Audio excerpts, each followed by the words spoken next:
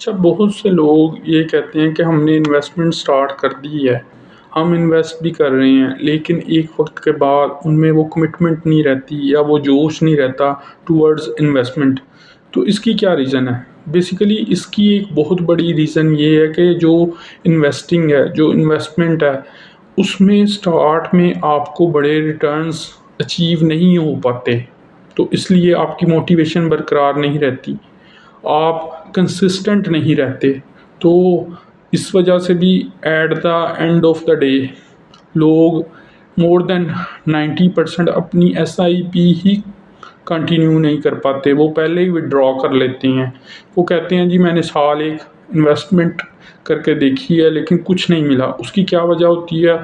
उस साल bearish trend चल रहा होता है इक्विटी मार्केट्स में, तो उसकी वजह से उन्हें बेनिफिट नहीं होता, तो वो समझते हैं इन्वेस्टमेंट नहीं हो सकती या ये बहुत मुश्किल काम है।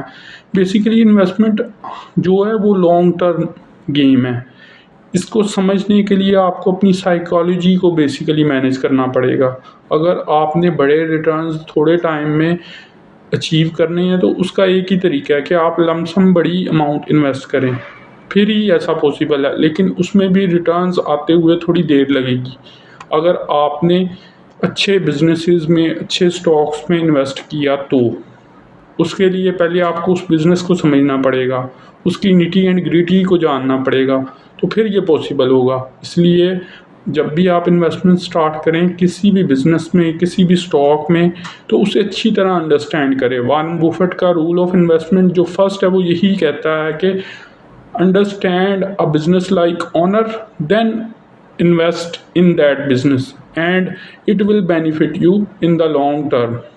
तो ये है वो इन्वेस्टमेंट का सुनहरी असूल।